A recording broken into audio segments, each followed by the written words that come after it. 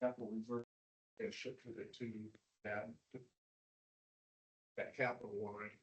And so that's reflected in mine, and that won't show up in the actual form probably until the July financial. Security is the one that's probably, so there's an amount of tracking on it from the past, so. Okay, so they're not in danger of running out of money by the end of the year. I don't think so if they don't do a lot of projects that keep popping up and push them off into next year, so. Fixing the water main.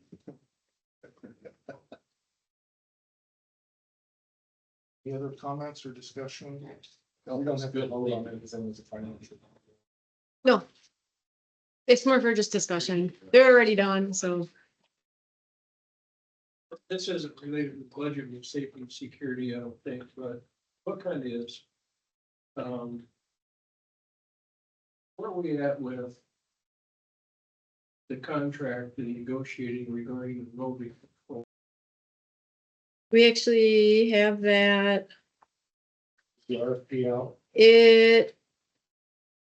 Oh, what did Chelsea tell me this morning? I think it's going out. There was some confusion or discussion or lack of agreement on what the evaluation criteria was going to be for the contractor. So we did the best with what we had, put it in there, and it should either Randy's online, I think. Randy, did the RFP, when is the RFP for the gate, the access control going out for Pelican?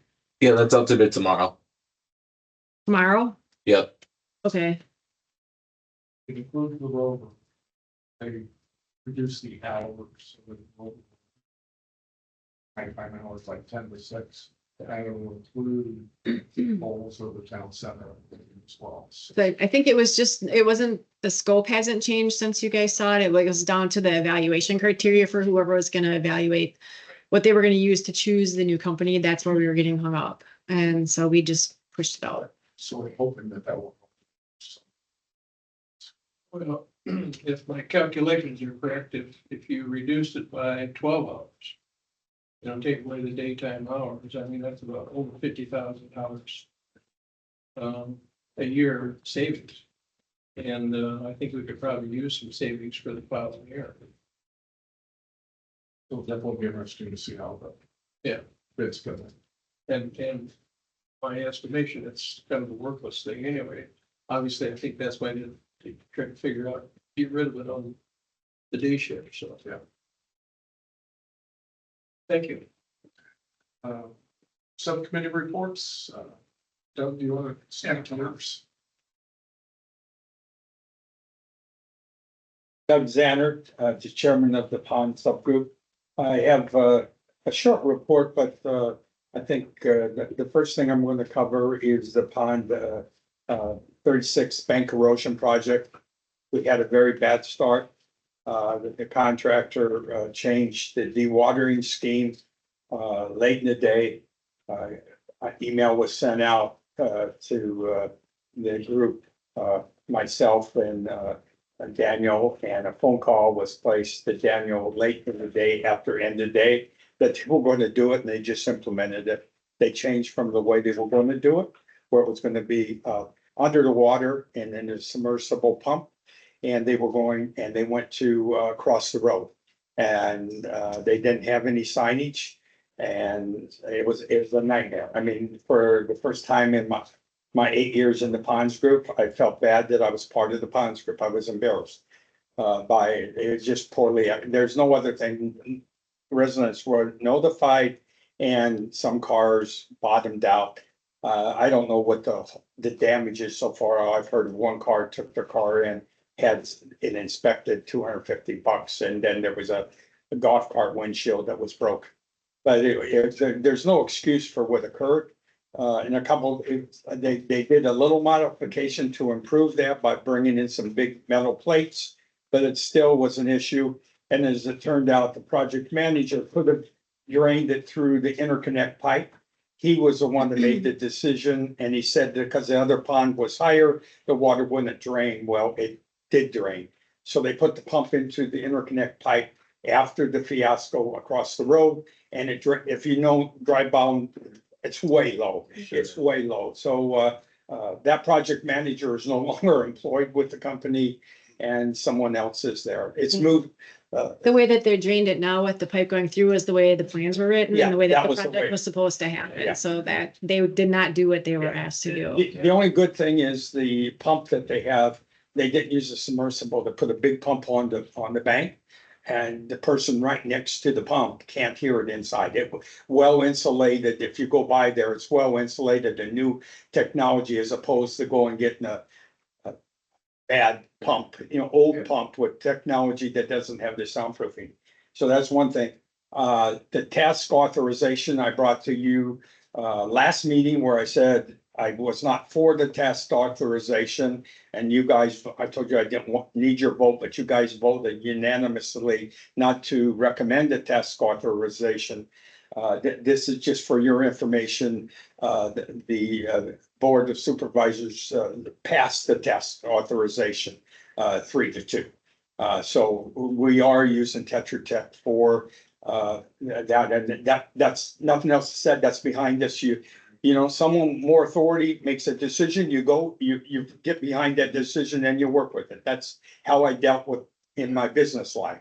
Doug, this is Marty. Do you have enough money in your budget to cover that? I'll find a way. No, it's 40K, but I was short before, Marty, but I've started to push things. Someone else said with this security, push things off that were maintenance things as opposed to things that needed to be fixed and stuff like that. We will manage to it. And you've got pond reserves that we could. Yeah, but we put some in pond reserves over to reduce next year's budget. So, I do still have some because you only took half of it, the last time. It's moving smoothly right now. If you look at the bank, it's going well. Like I said, except for the starting of it, it's going very smooth. And, When do you think it'll be complete? two things, they will have all the equipment, they will have that done with the coconut mesh down. And they say, 2 weeks, I'm saying 4 weeks, but they have some issues now with the grass. Because the grass, the side farms, you can imagine with the 16 inches of water, they can't go in there with their equipment to harvest the sod. And sod's hard to get, so they have to get the sod to put on top of there. And then just recently, Jim Latham went to the golf course and they're looking at doing the one golf course pad with the same sod or same grass as with the fairway's going to be.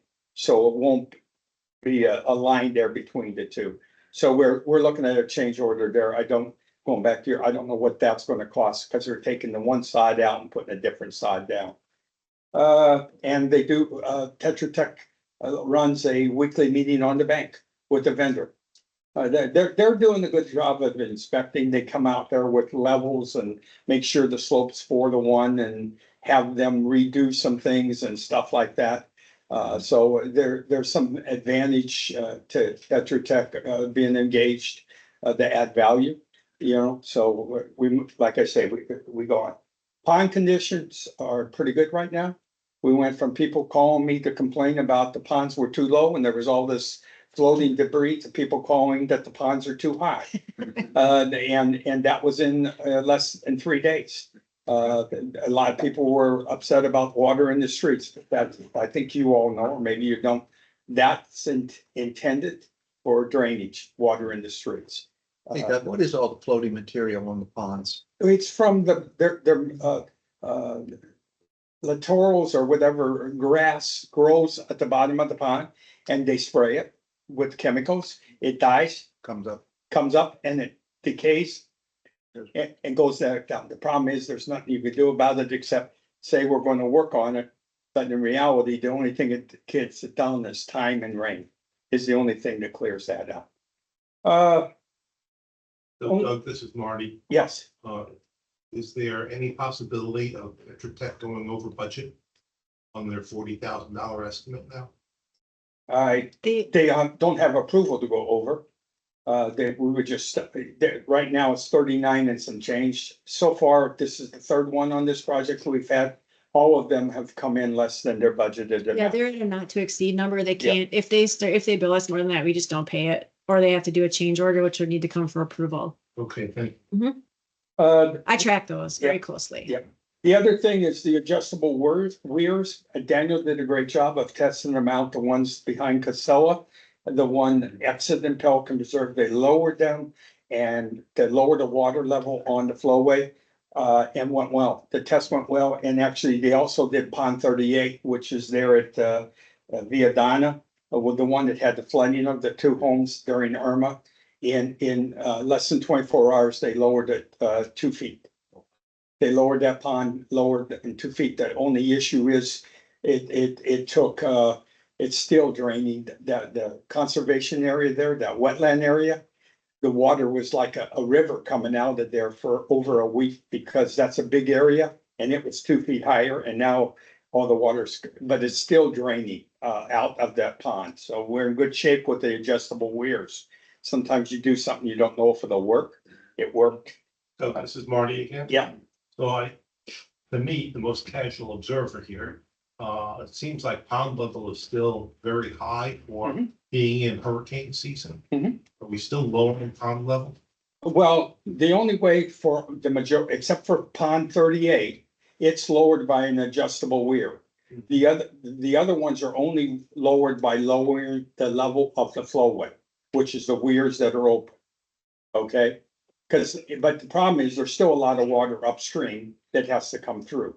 There's no weirs or anything on those ponds. They just drain into the flowway, and if the flowway's higher than the level, the ponds right now are at the level of the flowway.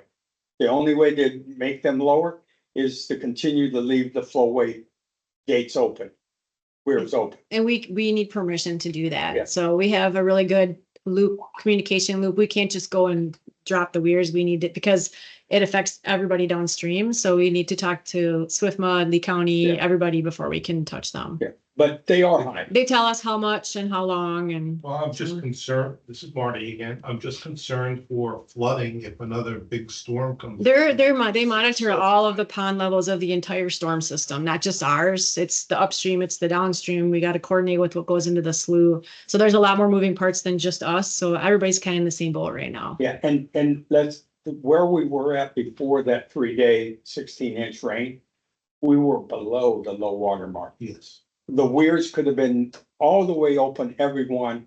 It didn't matter, nothing would be going over because all the ponds were at lower level to low water mark. We went from below water mark to above high water mark in 3 days. There's nothing else I can say on that. The entrance fountain, we're still waiting on parts. Bob Gephardt yells at me every day about why isn't that done? The timers on the 3 fountains up there, the pond fountains up towards the town center are all on timers now. They don't start until 8 o'clock. I expect Ed to see a significant reduction. They're running half the time than they were before. And then the rock, it's not on the report, but the rock on Armor Max, we didn't realize, or no one realized, when we put the Armor Max, they have that rock on top. It slides down and slides off, and you have to go back and refresh the rock. So the Armor Max is actually having to have maintenance on it. And the stuff we do with coconut mesh, we haven't had to have maintenance. But Laura saved me 10K, so with the rock. Laura said a good. I'm gonna make keep for this week. Yeah, you aren't your cake, so Marty, that 10K is 10K more than I would have had she not yelled at the contractor to get us a bid that ended up being 10K less than any other bid we had. So where's the party? 10K worth, that's it. Free slushy. Yeah, that's all I have, unless there's any questions. So what's the estimate on the parts this morning? I have none, to be honest.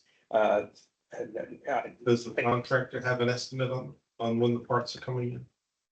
No. No. For the fountain, for For the the fountain, fountains? yeah. You're I waiting call for them me every to- week. I can give you the number, maybe you'll be meaner at it. Can be mean. Just a real quick add on, just I want to thank you for that first day when the hose was put across the street and we got a complaint. He was up there right away helping to direct traffic. With the flooding and everything. No, no, not the flooding. No, I mean, even that as well. No, no, you just have to do what you have to do. I mean, someone comes into the gym and reams you out at 5 AM in the morning. Do you stay and get reamed out, or do you go be a traffic cop at the? Well, you were a good traffic cop. And I did that for 4 hours until daylight. Yes. So, that's it. Thanks, Doug. Thank you, Doug. Thank you. I know it took too much time, but. Okay, discussion item. So first item is new feedback member selection. So we have two candidates. I guess the question is, was this advertised at all? Yes. I haven't seen any. Yeah, it was pushed out. Yes. In where? It went to Pelican. Marty saw it. Yeah. Must have missed that email. So yeah, Joe Schofield and Nancy Smith. Nancy was online, but it looks like she dropped off while we were having issues with our audio. So she was on earlier and she's no longer on, but Joe's here.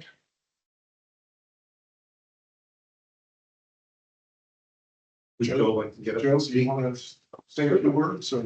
Sure. I think most of you know me. Hi, Laura. Hi, Joe. I was a former member of the PPAC. I was involved with a lot of different issues. Flood control system was one of them that you were just talking about.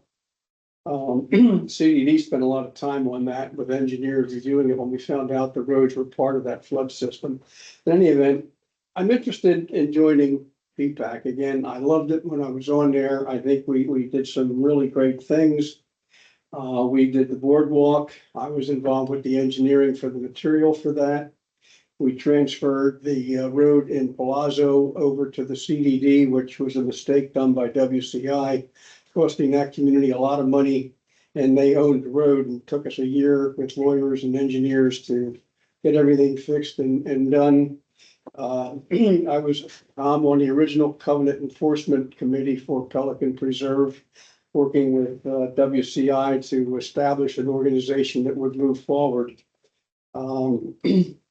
I started the landscaping committee for PPAC and arranged a core group of volunteers, which included two horticulturists, one who owned a nursery at one time in the area, included a position for the master board via Scott Charnot, who worked for WCI. So the five of us worked together. We formed a volunteer group of about 25 residents to help us monitor the landscaping in the community. We established a training program with our horticulturists and the folks that actually got the contract to continue with the landscaping, which was Meriscape. They were doing training classes for our group.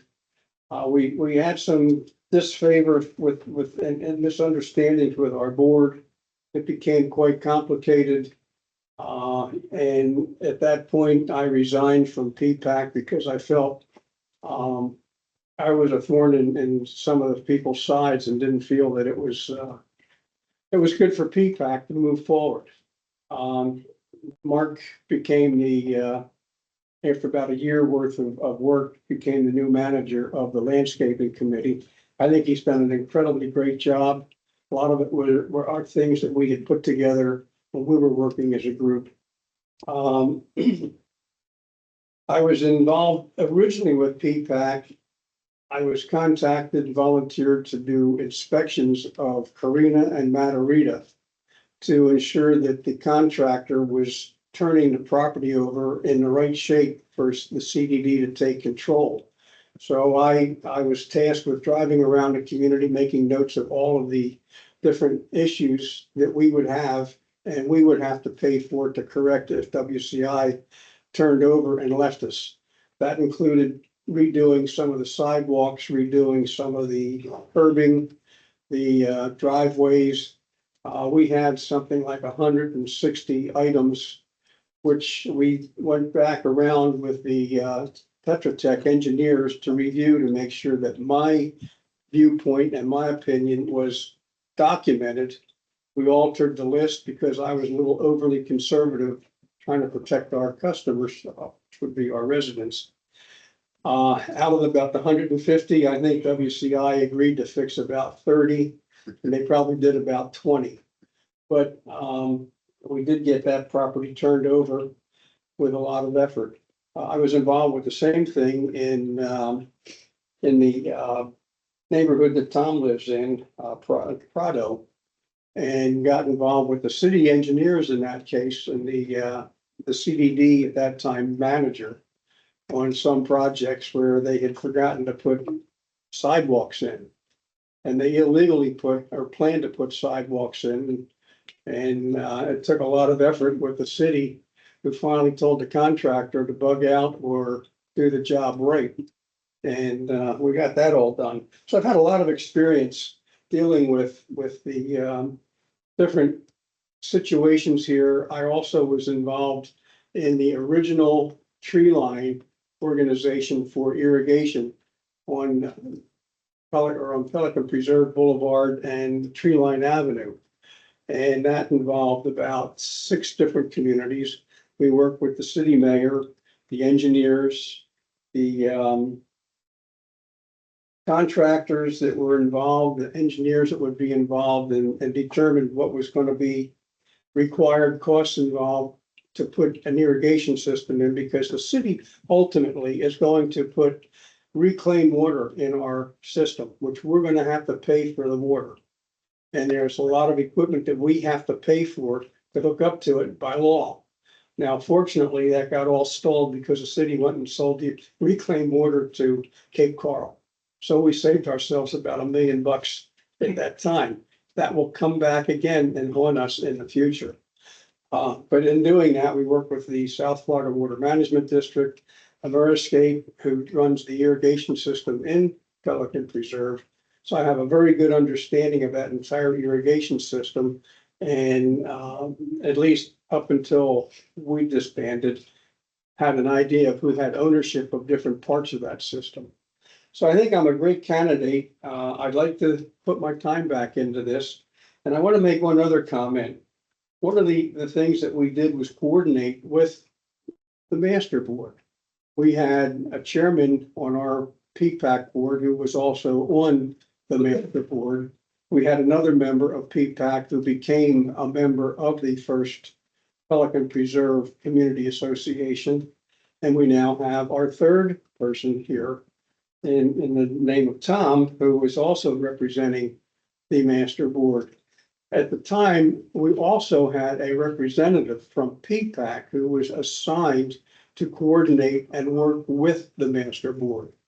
So we've always had touch and contact with them. And as I always preached, it was a two-way street and we were connected at the hip. We can never not be disconnected from the hip. The goal of this group, the goal of that group, although they're completely different, is mainly to take care of our residents and give them the best bang for their buck.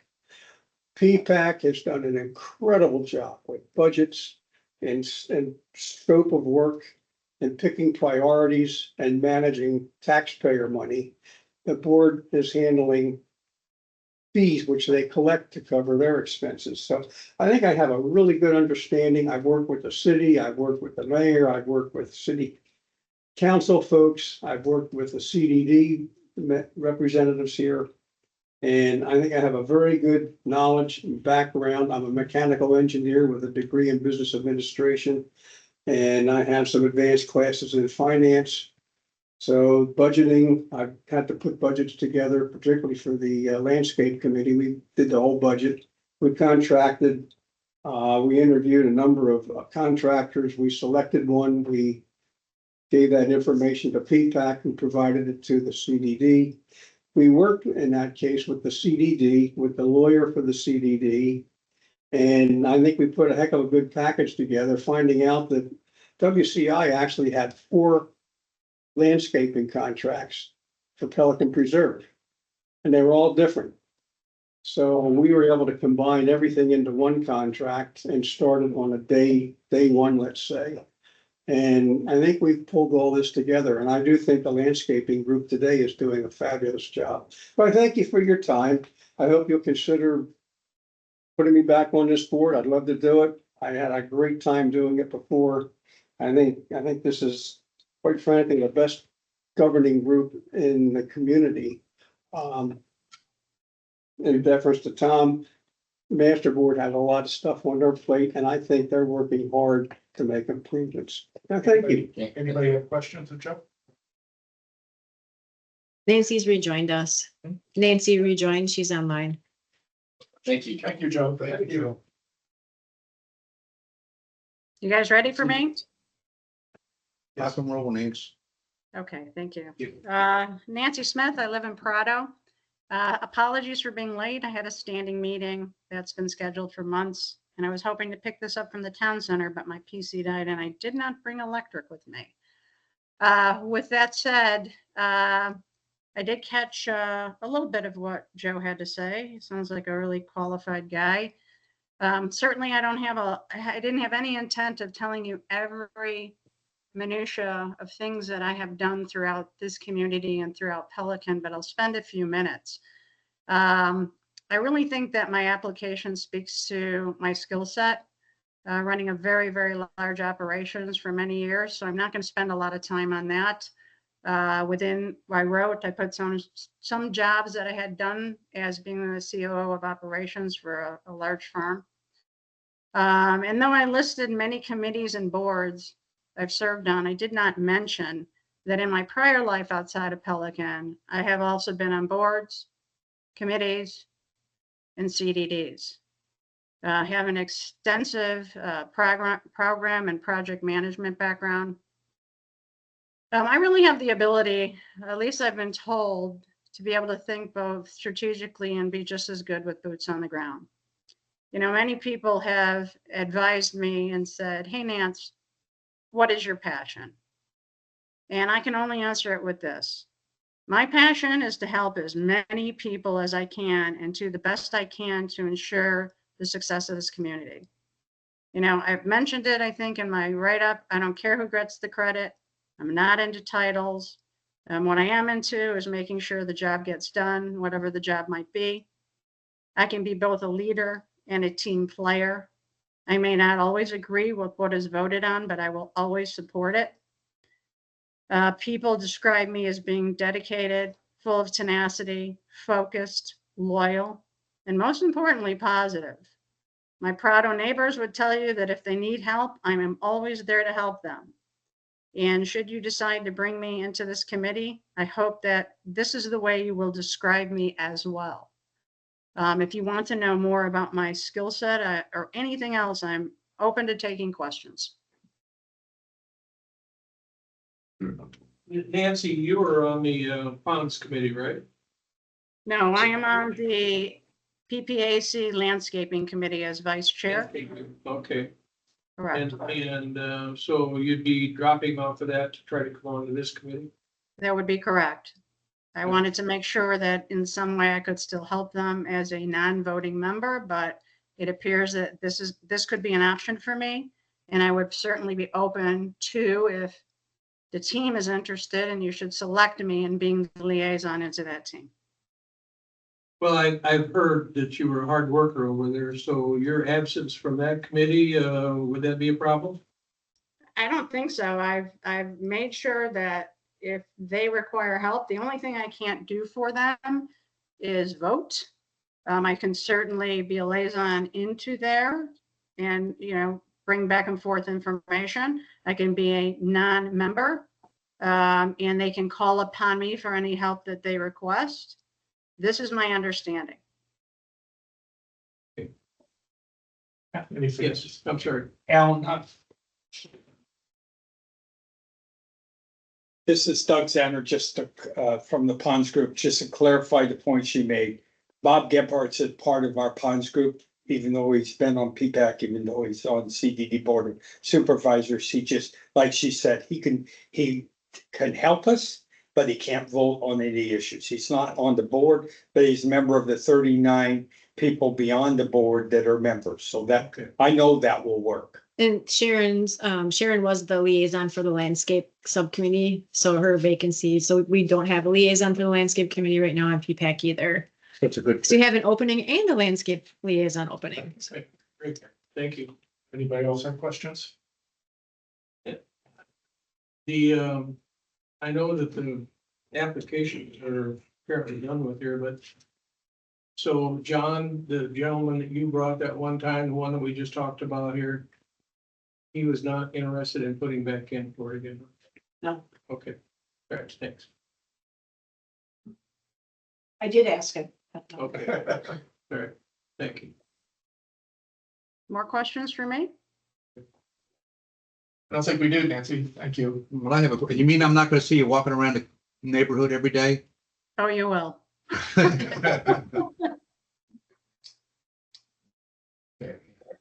Thank you. Thank you. We have this motion. This is Marty. I'd like to make a motion to nominate Nancy Smith for the PPAC. We have a second. I'll second. Tom seconded. It's been moved and seconded that we accept Nancy Smith as to fill the vacancy on the PPAC. Any further discussion? All those in favor, say aye. Aye. Aye.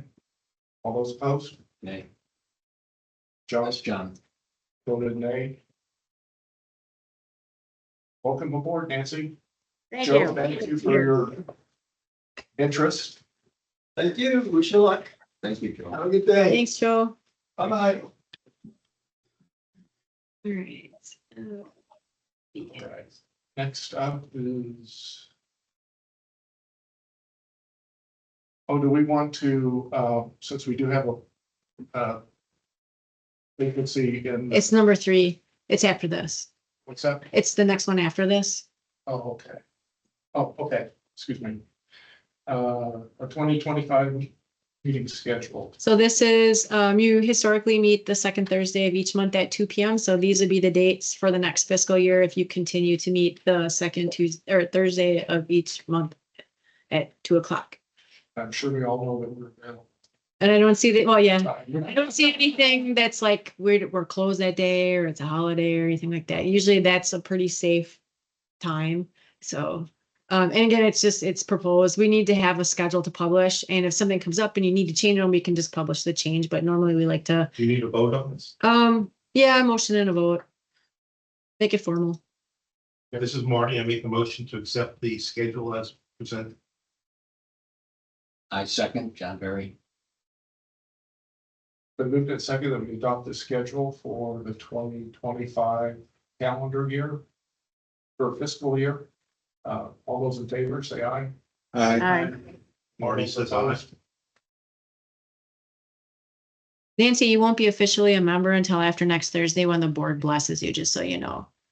Aye, aye, aye. You're welcome to hang out though, absolutely, but they actually have to formally approve your application. And they'll do that Okay. on Thursday. No problem. So you can start next month. Okay. All right, your next item, Next item is a liaison subcommittees. We have an opening, the landscape. This is Marty. I'd like to make a motion to accept Nancy Smith as the liaison to the landscape subcommittee. Can we do that yet? He's not technically on the, assuming she gets approved by the board, Yeah, you which, do it. yeah. Subject to approval by. Subject to approval by the board. that's. We can table this to the next meeting and you can do it then, so it's, Nancy, you still there? she's still I there. am. Yeah. Are you willing to serve as the liaison from the, to the landscape committee? Without a doubt. There you go. All right, so there's a motion from Marty. Motion for Marty, do you have a second? Second, it's just not there. John seconded it. All those in favor, say aye. Aye. Motion carried unanimously. All right, and that was subject to the board approving it, which Subject. they have yet to say no, but just in case. Marty added that to his motion. Mhm. That's correct. Okay. Yeah. The next item is, I guess, City of Fort Myers request for place art somewhere.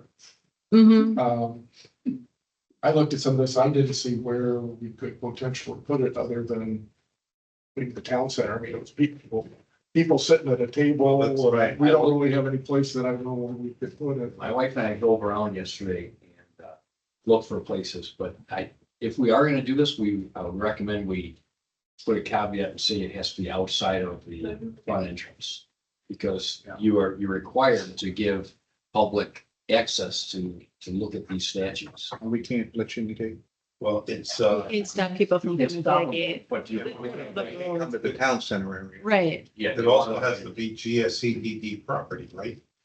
They can't be community association property, which is town center. Right. Right. I didn't read all the regulations. So I just- Art's not I my don't thing, know but I where fully, I find it. we could put it. I love these things. I Well, love there are one with the places. guys in the, on the pole, it's a one-on-one.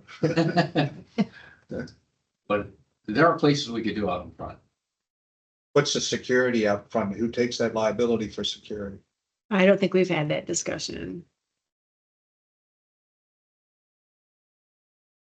Senior residents.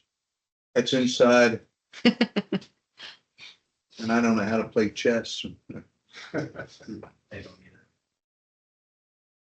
So it's a little more discussion. Is Gateway planning on Well, we do have road accepting acceptance. it? You know, right. Honestly, I haven't even talked to Chelsea about it, so I'm not sure where we stand. I've been, I can chime in. okay, Can you Oh, hear me? Chelsea on? yep, I can chime in first. Go ahead. Okay, so this was brought to us in a roundabout way. They reached out originally to Flavia to do this. City of Fort Myers has a committee for arts and obviously statues like this. They approached us with two statues that they'd like to place. Really, the only requirement that they require from us is a place to store it. All the responsibility for maintenance and everything is on them. The only thing for us on our end that is a requirement is lighting. So running electrical, if there's not electrical, and then putting lighting on it and maintaining said light.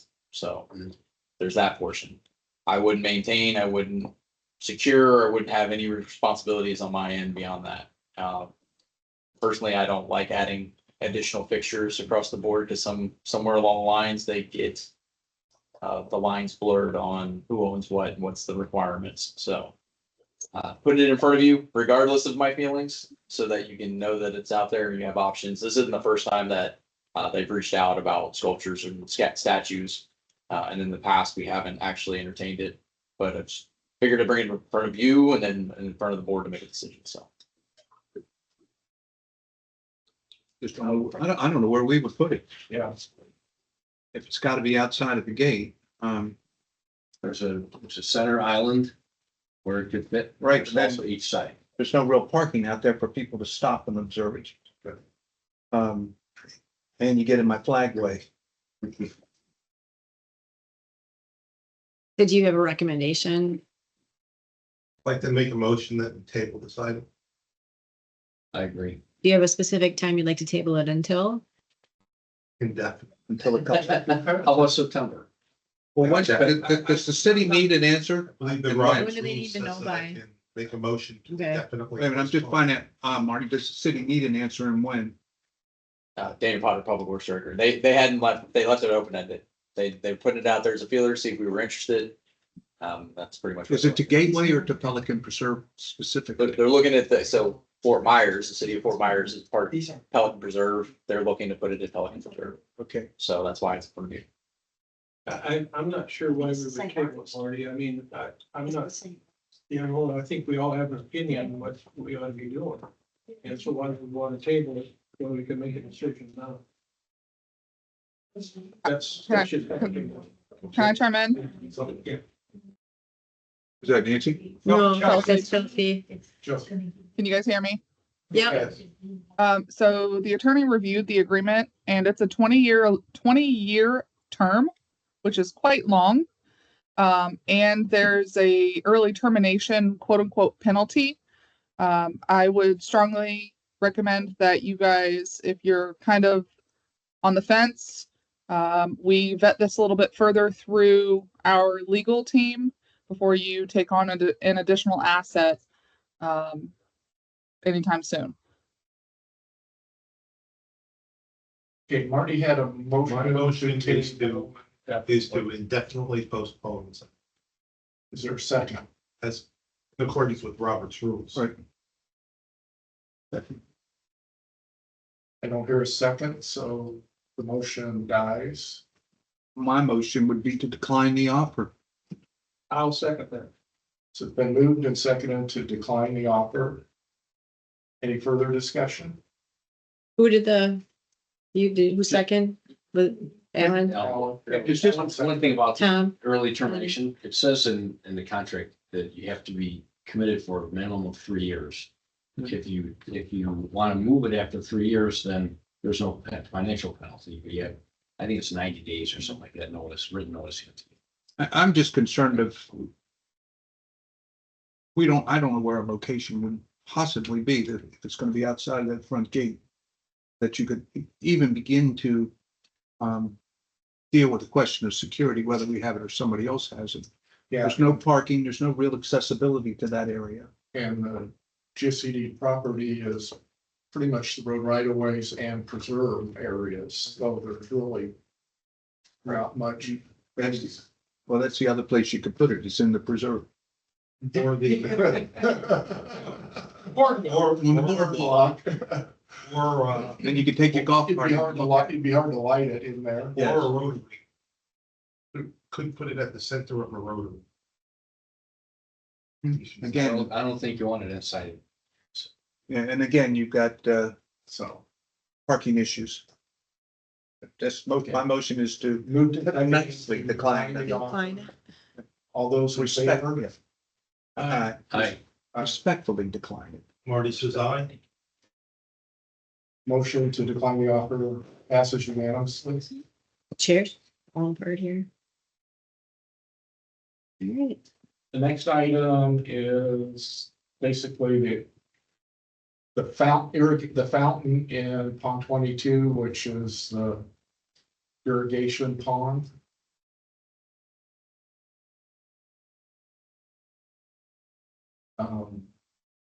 See, we have, okay. Basically, Doug's been, at some point that was transferred from Castle and back a couple years ago.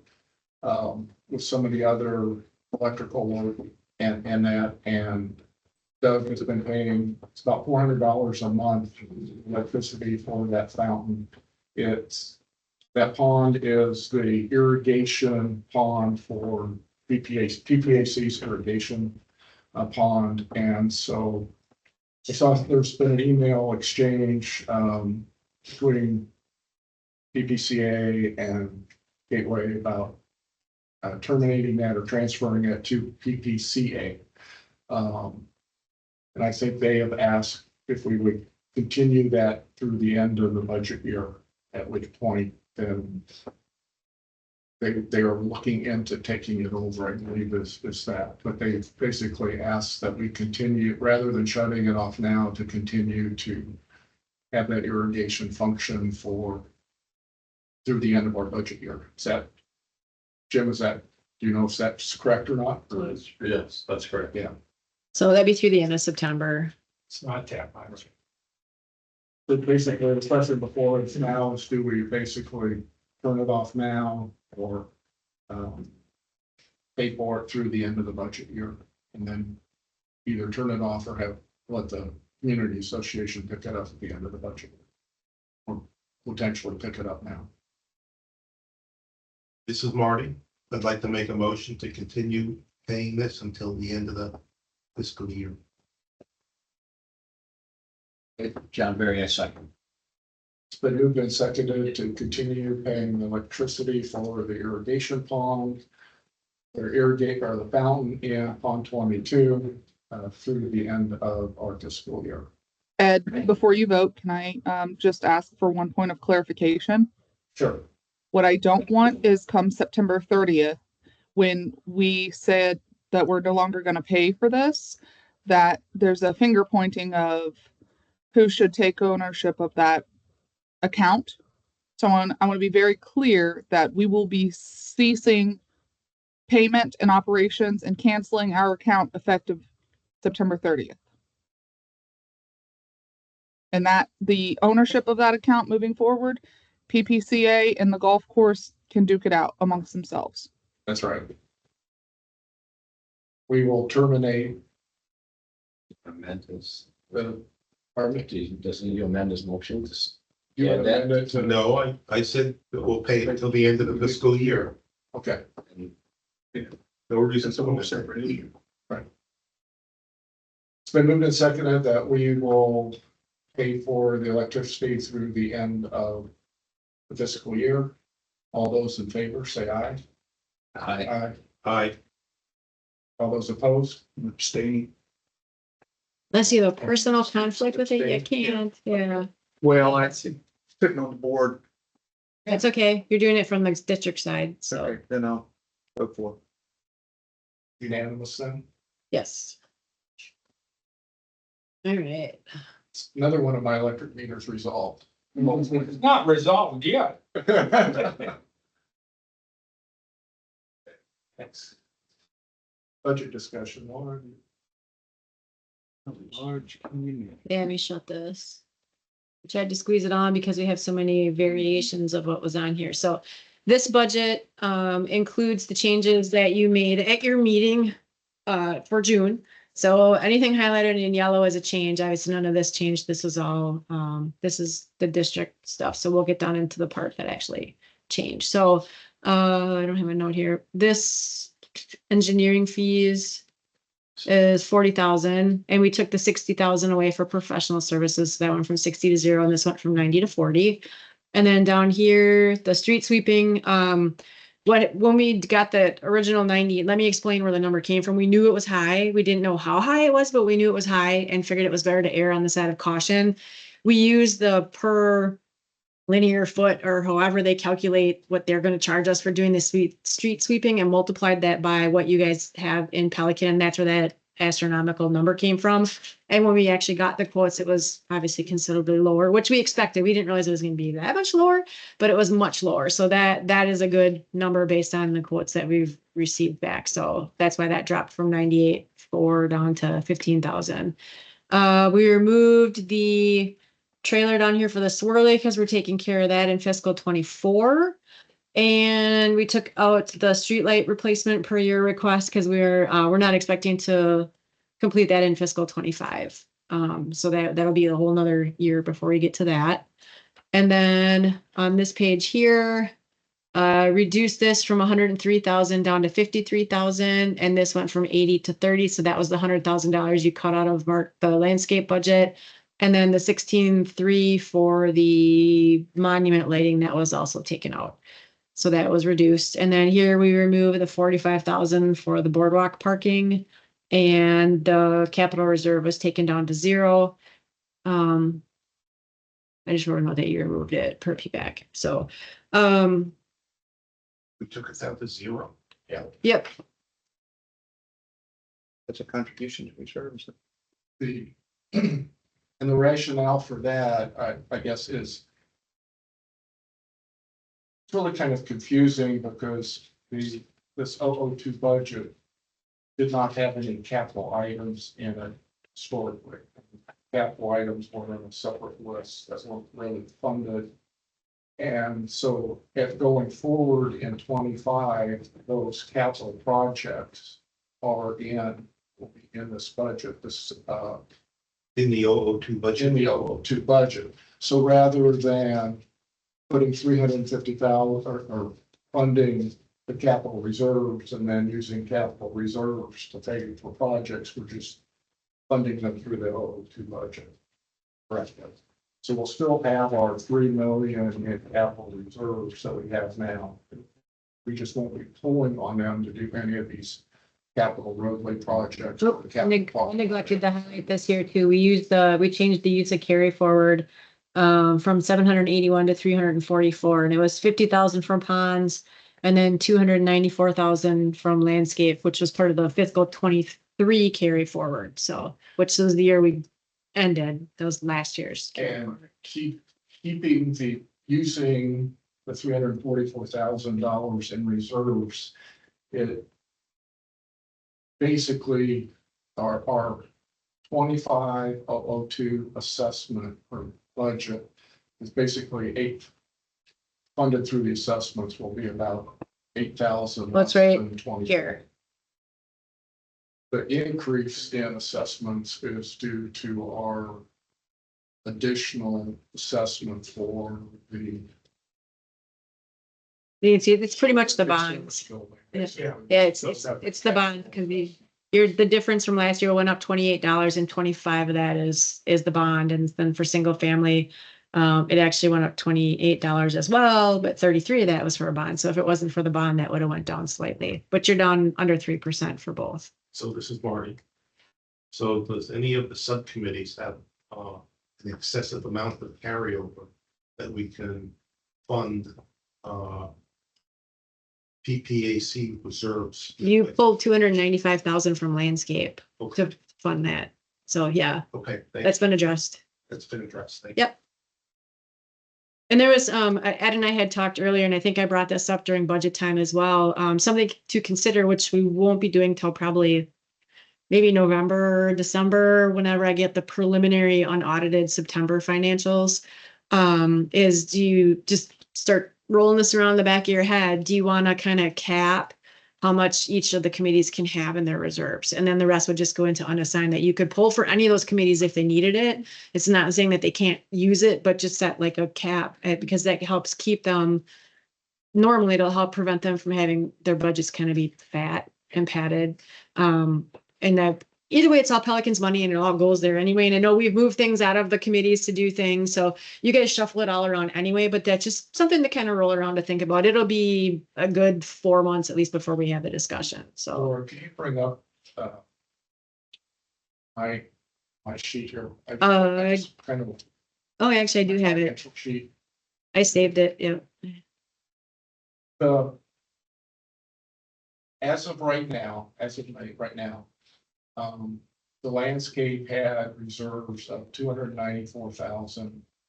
And ponds has basically 136. That's after the 23 audited numbers.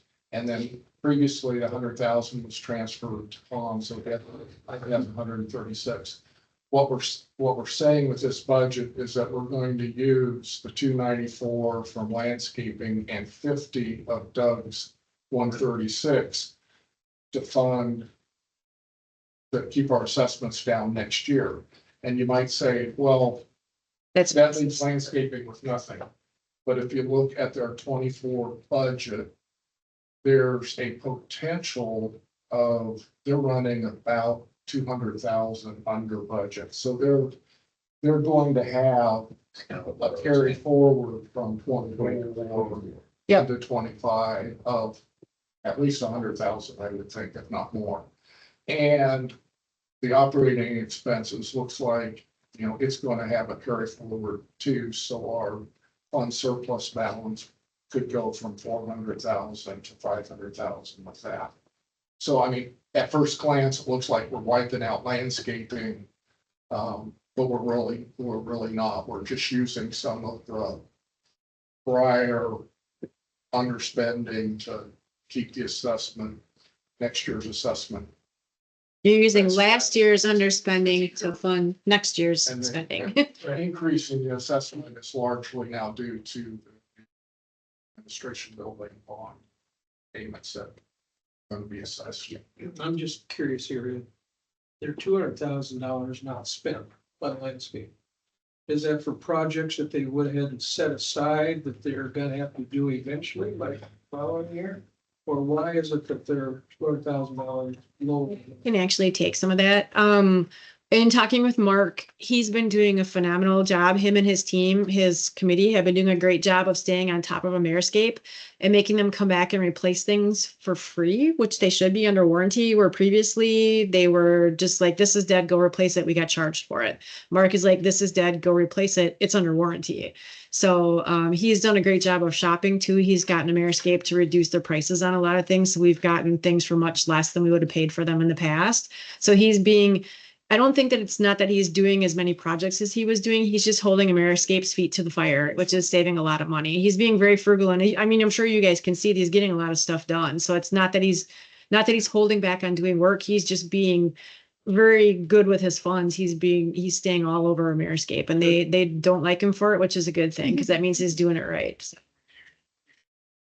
Oh yeah, I am. Carol doesn't know about this yet either. So I am still working my way through the forensic audit of the funding issue is what we're going to call it. I discovered that the landscape budget, when it was with Castle, was padded. They were charging the $96,000 that you guys were paying them for their service, their management fee to landscaping. So $7,800 every month got charged to landscaping. So there was no management fee line. So that budget, we inherited that with it being fat by $100,000 just for that management fee right there. So that was just one of the things I noticed going through. So we had come in, I mean, the first year we were way under budget because I think it was over budgeted. And now this year, because he's more familiar, he's been really going, he's got a better grip on the contract and everything. So we're under this year because he's doing a great job of making them replace the things for free that they should be So replacing just want to for make sure one free. thing, there was nothing going on there except they were really accounting for it wrong. Yeah, they were just charging against the wrong line. So they were, for some unknown reason, they were charging their monthly management fee to landscaping. Okay. So the landscape budget would have been inflated by that 96,000. It was like $7,800 a month. Which is kind of That the, they you were- say that, Yeah, that was the fee you used to pay to Castle to do the management. Yep. So they were just charging it against the line on landscaping. So when they did the budget, they were including that in the landscape budget because that's the line that they were hitting with it when they charged it. So that was like $100,000 padding that we took over when we brought the budget here. So I don't know what KW does. This was Castle. So yeah. now that 90's a point anyhow, right? Yeah, Because there is no O&M. right. So anyway, that was something interesting that I found. Laura, this is Marty. Do you need a motion on this? Nope. Well, the only thing I need is if you guys want to make any further changes, I need to take that to the board. Otherwise, this is version 4. They adopted version 3 or approved version 3 as the high water mark. The only changes that have been made to the budget to date since then are the changes that you guys made to your 002 fund, which is this version 4. We went through this at the last meeting and proposed these cuts for the version 4. There are public hearings coming up in August 15th. August 15th. Yep. And now, I mean, the district board can make some adjustments which may affect the administrative services or the operational admin services line items, so there could be some further adjustments. Will we be able to make? You'll have one more meeting before, yep. will that You'll be have your August September? meeting. No, That's August. August. Your next meeting is the last one you'll be able to make any changes. Will So the they board could change. supervisors have made their reductions by that? They make them up right to the date of the meeting sometimes, or even during the meeting. So yeah, nothing will be, the budget is not set until they say, this is what we're gonna do. They vote on it and they're done. So we've had changes during the public hearing. So it's that nothing is set in stone. This is just, at this point, when they had their meeting after yours, the last one that they had in June, because we didn't have one at the beginning of July, they didn't make any further changes to it. They just saw the changes that you guys had made at your June meeting. So I have a question on the spreadsheet that's on the screen. Uh-huh. Are we looking at an increase of less than 3%? Yes. See a 3.9% number on there. It's the change for you as homeowners are right here. It's 2.9 and So 2.5. it's less than 3% Yes. to the homeowners. Yes. Is this posted in any place or how does one access this? This is in your agenda packet, and this is also in the board's agenda packet, which should be published today or tomorrow. But this is not an official version. The only one that's posted, published on our website is the one that they approved, which is the one that is much higher than this. That's on our website. So we don't have the updates. We only post the approved budget, and then once it's adopted, we take that one down and replace it. Saying is, if we have one more meeting, take a look at these, then we need to take a look at, analyze this pretty good. Yeah, I guess my concern, if I have this right. Our August meeting is, The 8th, yep, and then the board had the public hearings on this and. 15th. The board actions on the 15th. Yep. So we won't have a meeting. So any further changes that you would like to make to this, I would need on the 8th at your next meeting. So, Yeah. or you're free to come to the board meeting, to the public hearing and make suggestions then as well. So our September meeting would be too late. Correct. It needs to be adopted and posted and sent to everybody by the end of August. So yeah. I guess I'm just wondering if we should look at a meeting after the 15th. An additional meeting after. You can't make any changes once the board adopts the budget. Well, when are they adopting? The 15th, This is Marty. So August 15th. The public hearing, yeah, the public hearing is to adopt the budget. Yes. This is Marty. So, and I'm comfortable with less than 3% increase. No, I'm just thinking there's liable to be some things that. If the boards make some cuts that may affect some of the other. I can. Do some further. Sure, I can tell you that as far as the subcommittee portions, like the things that PPAC has control over, the board historically doesn't touch. Unless there's something that's really out of line, which I have never seen. You guys do a great job. You're good stewards with your funds. The only thing like Ed said would be if we would change some of the allocations, if we would make adjustments in the parts that are shared. The parts you don't have control over, we're like, here's what you pay for this. You're 14% of the administrative costs. And staffing, that would But be that the only other thing. 14% wouldn't change. It's still 14%. It's just if we would lower the overall amount, then your 14% would obviously be less. So, but I know there's going to be some discussion at the board meeting next week about the staffing in Pelican Preserve. So that's really the only potential change that I see. I mean, the operation costs are the operation costs. We do the best that we can, keep things down. So that's normally not a challenge from the board. It's more the other items where you guys and the subcommittees have already gone through and your projects and those kind of things. That's the big heavy hitters. I know a real sore spot for those Pelican residents who are on the board of supervisors is the staffing charges for next year. Carol, you want to say something? Sorry. And while she's coming up, I was. Yes. My only thinking was if the board did some things that reduce some of those admin things that would lower this, that we could potentially give some money back to landscaping, because I mean, we're using all their reserves. We took 100,000 out of their budget, but that would, we could maybe give a little bit back to landscaping if they did some things. So is that a request to the board? I mean, You could always take it- over here, put it over the landscape? You could always just take it out of the reserves later or not take as much from them. I mean, if you choose to do that, but this is just more for. I don't think it'd be that substantial. That was my thinking. Sure. You still have the unassigned reserves, special. Right. So, Right. yeah. There's plenty there, so. Okay, here's 20% of the vote. Go ahead. What are you gonna say? I'm gonna say that Laura is absolutely correct. You don't have to take a vote today. But to be very honest with you, I think the CDD board would appreciate a vote recommending version 4 be submitted as the budget recommended from PPAC. We don't, well, I said historically, we don't vote. I just come back to them and say that there were no further changes made at the meeting and they say, okay, so I Yeah. understand, but I get it. to have a formal recommendation from this board, I think would be Sure. correct. I'll make a motion that board here accept version 4 of the budget to submit to the board of supervisors. And so doing and That's it. recommend it to the board of supervisors. That's what I think Carol's after the word recommended. Yes. Yeah. I second. John seconded. Been moved and seconded that we approve this version 4 of Pelican's budget. Recommending it to the board. Recommend it to the board of supervisors. Any further discussion? No, just a question following up on Laura. So Laura, with the staffing that you're alluding to there, that starts jumping over 90, because that's theoretical, is the old staffing bill. When we did the O and M one. Mm-hmm. Are we gonna have some issues here?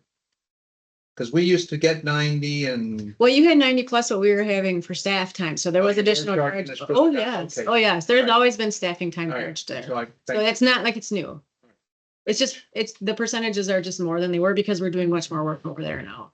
So, but you were paying an administrative fee to KW and you were also paying us for our staff time. So now we just have more staff. So now time. you have the So- administrative side. Correct.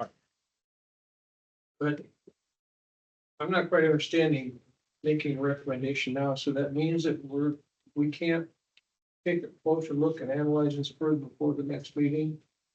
To make a recommendation at the next meeting? You can, if you want to make further changes, that's absolutely fine. Yeah. There may be a version 5 by then, depending on what the board does this next week. So. Did we voted, sorry. Oh, yeah, we didn't vote. You could take- Okay, all right. Did we vote on it? No, you just have a motion in a You second. could table that if you want that, just to wait until the August meeting, Alan. Well, that was my thought. I mean, this is really the first time I've seen version 4. And I know Ed is really good at taking a look at this stuff, and so I trust his judgment, but I'm not so sure that could take even a closer look if we got it down below that.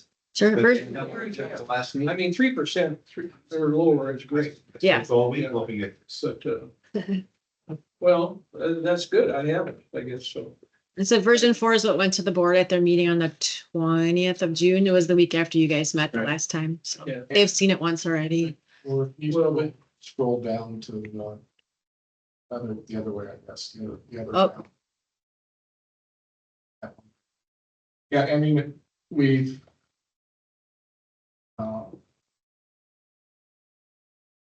The big. Caveat, I mean, in this budget, we're basically holding. Our historical budget flat. Essentially flat.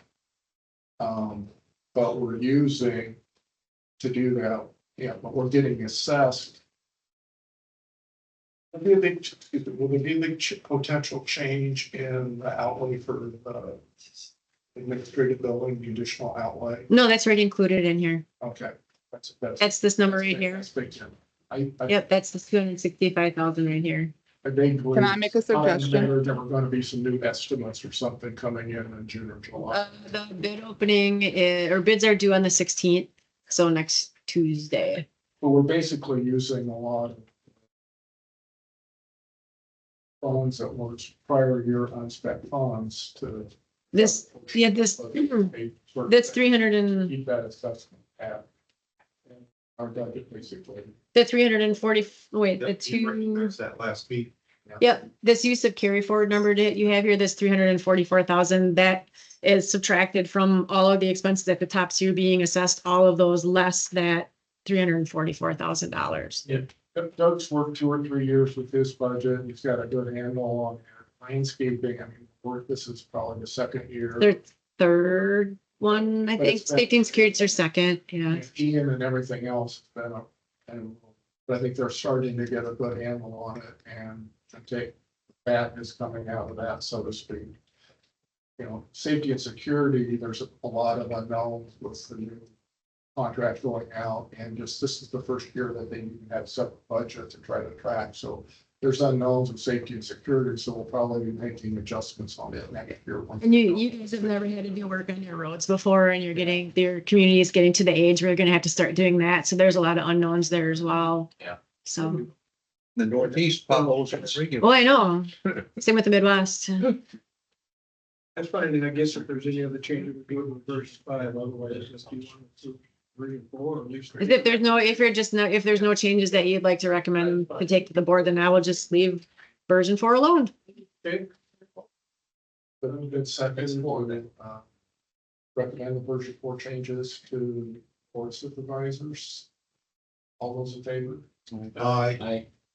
Aye. All those opposed? Motion carries. All right. And I think.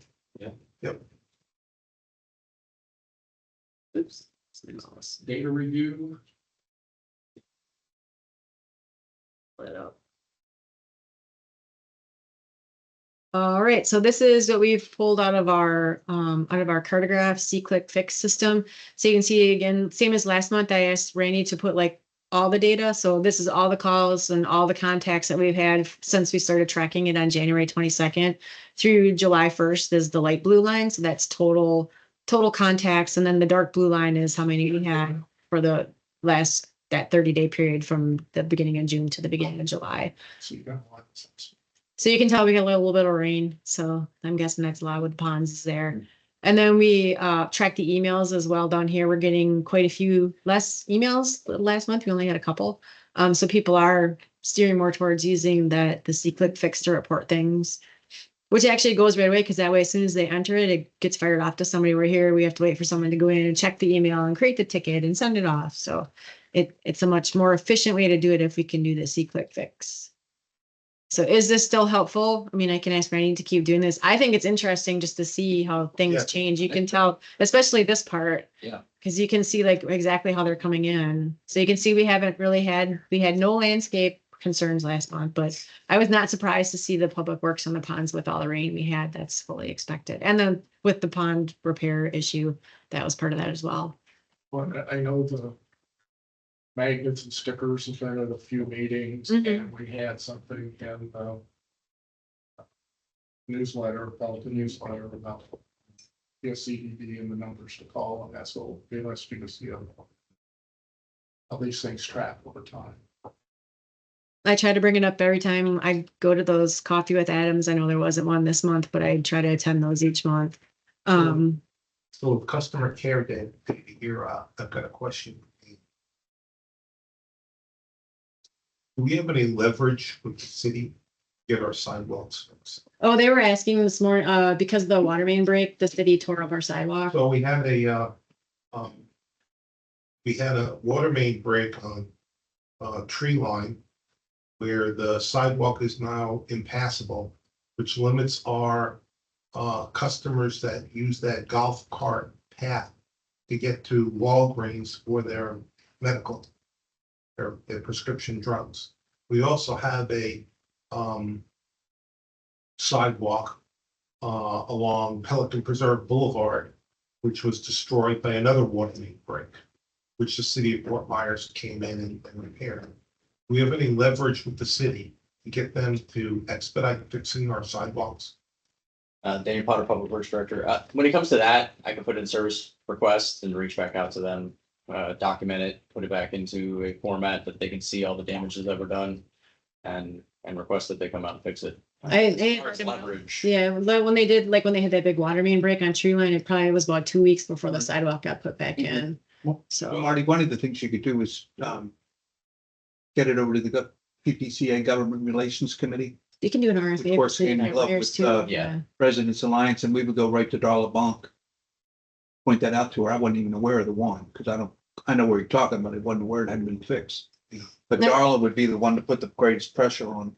And I think City of Fort Myers has the same, like Lee County and what we do, where they have a request for action where you can file something there too, and it's like, hey, the sidewalk's broke, come There's fix the it. end of the board. And you keep, No, they're pretty good. yeah, Like. that way the more of you that do Much it. better than Lee County when it comes to the RFA process. I'm just a little concerned Right. because I have a neighbor that can't get to Walgreens to get her prescription drugs, and she asked me for a ride because all she has is a golf cart.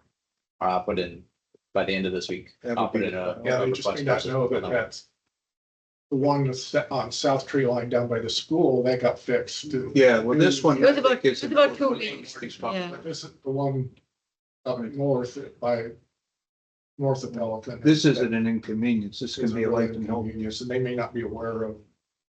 I'll make sure they're aware. Okay. I'm pretty good at that. Make sure they're aware and I'll follow back. I can Make vouch sure for that. They're pushing to get it rectified. So, And they're pretty fast. So from the last time, the original break that was on tree line, I submitted an RFA and I got a phone call within 2 hours. So I did it online and they were responding back to me pretty quickly. so is our landscape subcommittee gonna have to foot the bill for the replacement? They should be putting everything back the way it was. If they broke it, they fix it. They- Yep, whatever they take out, they're supposed to put back. Backhoe and dug it all up. Send them the bill. If I repair it, I send them the bill. You're gonna pay one way or the So other. they repair it. See they how well pay we their own fix bill. it and see what we gotta do. Any other question? Okay, Thank you. thank you.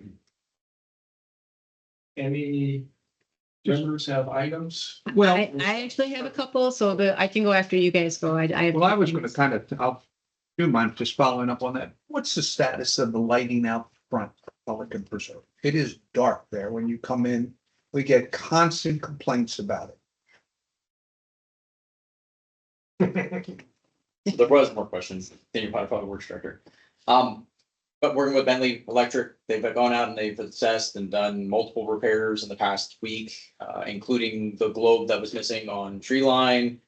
They've rerouted the electrical for the roundabout in front of the guardhouse, and then they've taken care of multiple streetlights right there at the guardhouse as well. Is there others It's that I'm still not dark. aware about? Come on in tonight.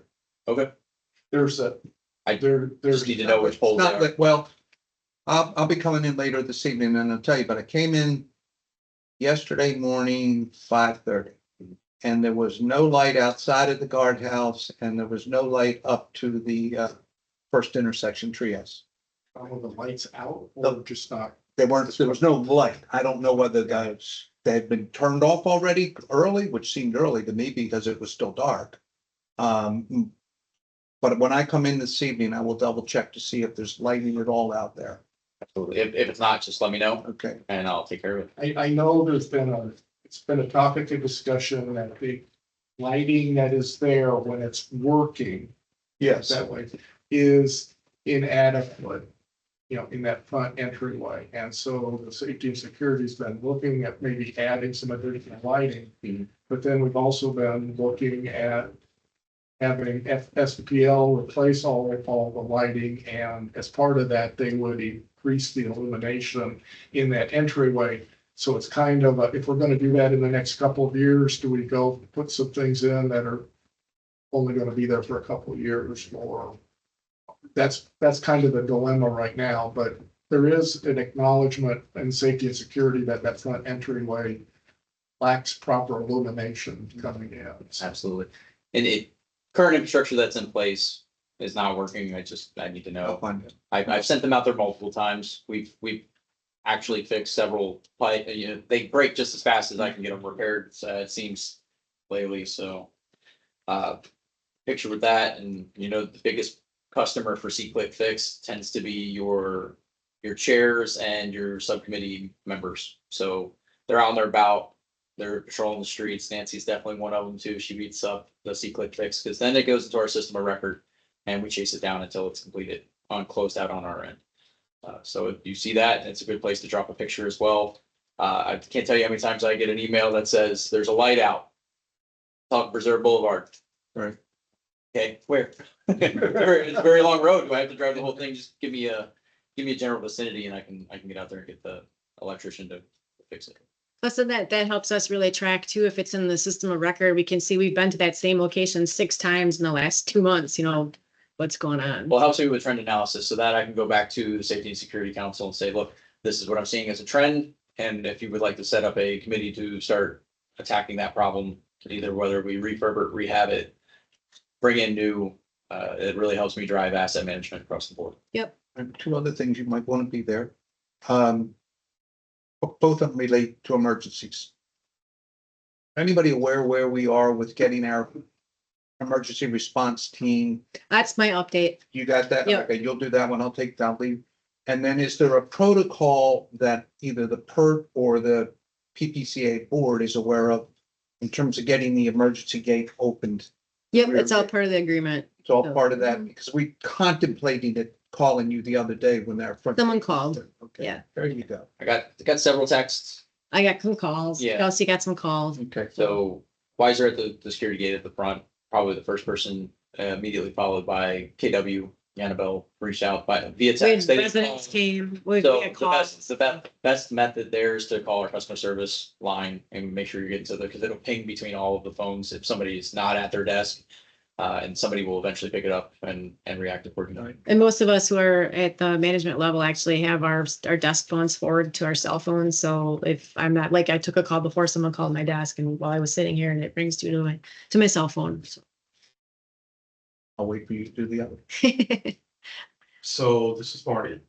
So I was contacted by several residents when the water main break occurred on Pelican Preserve Boulevard, that they couldn't exit the property Mhm. because we only had one means of exit. Do we have any plans of opening the back gate for when we have emergencies such as this? If we truly have an emergency, we would absolutely do that. My understanding was that the front gate was only blocked off for 20 minutes. And by the time they got it cleared out, so that wouldn't really qualify as an emergency. But that was where we got the calls, and we do have a plan in place for how to handle that. So if it was truly blocked off and you had no way to get out, we would have that gate open. And as of this afternoon, that gate is fully functional and operations today. So. No longer finally got chain it and fixed. lock. No chain and lock. It's on the automation system back again, and we I think inserted we- a new loop. I think we were very fortunate during that incident that there was a Fort Myers Police Patrol Yes. within. Yeah, I was surprised. It was And he very quick. Able to block and redirect people to use the incoming as incoming and outgoing and that, so we were fortunate because usually we don't have the police presence to do that, so. Might have been a lot worse fiasco than it was. Yeah, we have, with the, This up, that- at the gatehouse, they actually have a whole chain of like who to call and what order, and so. Well, I have a neighbor that was riding his bicycle and fell into a 6-foot hole. Yeah, I don't think it was 6 foot, but Ted, John, do you have anything? Ted Crawford. Yes. John, do you have anything? No. I'm good. Laura? You guys are all good? Yeah. Okay, I have two things. I'll do the short one first. The golf carts on the boardwalk, Bob Geppert has requested that we resurrect that. Chelsea has a call with South Florida Water Management District next week. She has it scheduled. We didn't know, I need to check to make sure that that's something that you guys would still like us to pursue. The thought of possibly getting the golf carts back on the boardwalk. I can tell you that, we had conversations with them when I was the interim district manager, so before Chelsea came on, and they were adamant that it was not gonna happen. That's South South Florida was not, they were not budging, so, we're gonna been a couple of years, so we thought, if you would like us to continue, Bob has requested that we meet with them to see if maybe they've changed their mind, or maybe if they're kind of open to it. So, just kind of wanted to let you guys know. So Where are these requests coming from the section? that was requested by Bob. They- So I don't know if he's getting them from other residents. People that are complaining that. When we shut that down and put the Never been bollards brought to up, the board. Yeah. Never been brought to the board. no, and we don't hear anything here. And you can't get two golf carts through there. Oh, you have to, one's coming back, the other one. Well, you had with that flag system, mailbox. yeah, there was like Oh, a yeah, that mailbox flag. Oh, that worked. That's like So- following the speed limits. So I mean, are there a lot of complaints? We have not gotten any replay, even, I found it interesting when the bollards went in and there was no more golf cart traffic. We actually had more support for not having the golf carts on the boardwalk than there was to have them on the boardwalks. So since it's in your community, we have, I think Chelsea said she's got something scheduled to have a call with them just to see if they've changed their mind or if it's something they'd entertain. There was some talk of maybe having like a very limited area just from that one to just get to the center so that, people could at least get to that open area right at the beginning there and not to be able to go all the way through the boardwalk. Just wanted to bring it But up. they don't even be able to come in from the Sienna Nope. side. Yes, I could all turn it on there. My concern here is with staff billing hours pursuing this. It's fair. Which I is don't see which is any what need Carol for it. brought up at the beginning of our meeting. I don't see any need for it, but that's a personal opinion. I agree. Doug, have you heard anything from the Ponds group? This is Doug Zanet from the Ponds Group. I've had a couple of people complain about, most of them were handicapped. Their wife was handicapped. In fact, we had a couple of board members that wanted golf carts to be able to get into there, but I have not. We put the golf by the town center. On the town center side, we put parking there for 3 carts. Right. But there's nothing on the other side. To be honest, if you drive in there in a golf cart, you can't walk. Because we put those, Right. those big boards on each side on the base of the thing. And there's not enough room for a golf cart. You almost, if you're walking in there, have to put your back up against the thing. So it's not even meant for one person walking and a golf cart, the way it is right now. That's my concern. So. Yeah, the boardwalk was not built with the intent to have golf carts on it. That was when it was designed. It wasn't designed for that. It's Marty, it's Bob online. No. It's gonna come up, I'm guessing it'll come up at the board meeting too. So Chelsea will give it a part of her update. My second thing is the PPERD agreement. We worked on that diligently, sent it off to the PPCA. We got a notice back from them that if we were to pursue the PPERD agreement as written, because they were volunteers and it was a risk, there was some issue with the liability insurance and PPCA. So we reached out to, I reached out to our insurance to see if, because we had discussed this with them in the past, and while we had the agreement, PPERT was covered under our insurance. So they verified that as long as we have a list of, this is what you can do, this is, these are your responsibilities while you're performing in this function, and everyone signs off on the volunteer sheet. Anything that's on that list would be covered by our liability insurance. So if someone decides to go rogue and do something that they shouldn't, they get hurt, not our fault. But if they get hurt doing something, or if something should happen while they do anything that's on that responsibility list, they would be covered. So Your volunteers are our volunteers. they are technically they're an offshoot of the district because they're through your committee, which is a committee of the district. So they're through that way. We would have to have a list of who is going to be there and they need to sign in. So we have to work through the semantics of it, but just to let you know, it's coming and there won't be the roadblock that got thrown up with the insurance from PPCA is not an issue because they'll be able to get it covered under ours. Yeah, but what I'm asking, right now, it's PPCA's committee. That's how it's defined. Well, there was an agreement between us and PPCA to have it. So now there won't be that anymore. There's just going to be a task force. It'll be part of, I'm assuming it'll fall under safety and That's security. what I'm thinking. Yep. Okay. And there'll be a task force of the safety and security subcommittee. So So, once- anybody can be on it. You guys can all volunteer. People who aren't on in the committees can volunteer just as long as we know. Once that happens, then the PPCA should eliminate its PERT committee. We don't have an agreement anymore with them. It expired. So, yeah. So right now there isn't one in place. We're working to get it in place as quickly as possible, but it'll be coming from us. Yeah. Yeah, they were saying there was something about that with their liability, they're at risk of losing their liability insurance if they did it. They're under So- DNO, so get them off of our DNO and make sure they're over under the gateway. That was my two things. Anything next meeting agenda? Is anybody not gonna be here on the 8th as far as you know? Okay, Laura, I will be here. okay.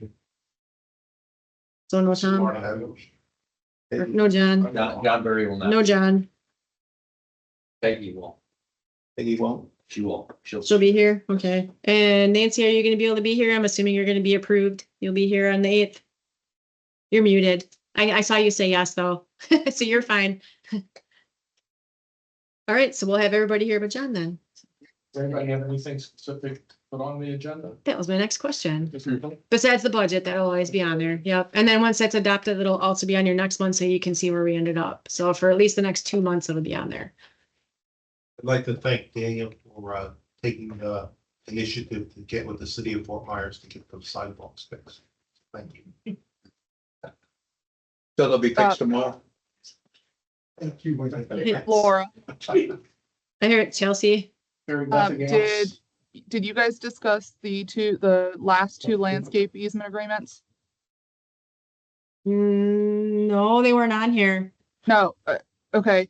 Since Bob's not on, the last two pending landscape maintenance easements, one for the front entrance of Pelican, like 10 panels to the south, and then along Prado in front of Monterita 4.